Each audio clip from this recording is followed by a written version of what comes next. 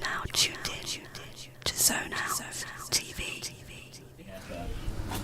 Marcus Holmes, I'm known as the Lyrical Assassin, and this is talent.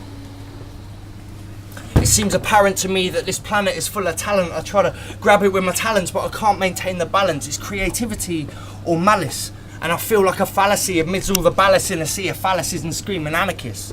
But I can see a new breed of artists filling up my news feed, and I'm torn. It's like Pride or Prejudice, fighting a fine line, writing poetic or something authentic.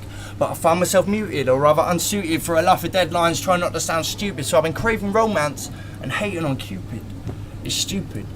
I put my failure to music and write something truthful. I hate who I am and miss how I used to be youthful, how I used to be useful. And now I'm just a screwball who's too tall and tries way too hard to be cool. But I digress and self-obsess in mental health distress and write a piece each day. So my inbox is fit to burst. I've got coupons from Groupon and protests from Britain First. So I'll write about you and the pedestal I'll put you on. What's right about you in each section that we love. But pain and hate aren't paints for my palette. I won't leave this piece with a seasoning of malice, but rather the hope that everything improves with practice. So instead of fighting back and back writing, instead of sitting back watching trouble stack and tongue biting, I'm designing a formula for retort, turning speech into a spectator sport as I spend each week disaffected of sorts.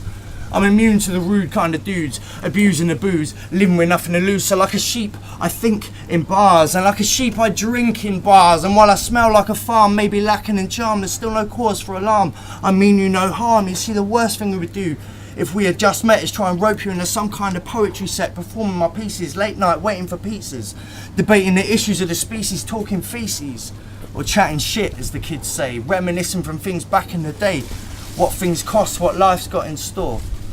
What things cost, what's behind closed doors. But some doors should stay closed, bolted and chained, along with the monsters, and there they remain. I'm lately laden with stain of falling out with my brain. He voted Brexit, I'd voted Remain, and now we're both living in this old Tory regime. And disturbing as it seems that we allow this Thatcher dream, they still don't have a system to make the bankers play it clean.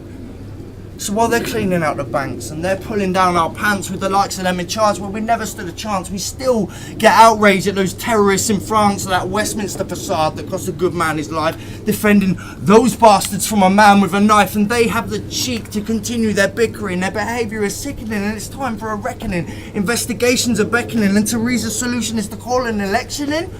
Nah, allow me to put a suggestion in. Stop constantly cutting and shutting down all our towns. Build up small business, inject cash into districts to gradually diminish the quality of life kids live. Prosecute your cabinet for their many frauds and damages, expose them as savages, act like the management, stop prosecuting users and filling towns with boozers, and start researching the positive drug uses.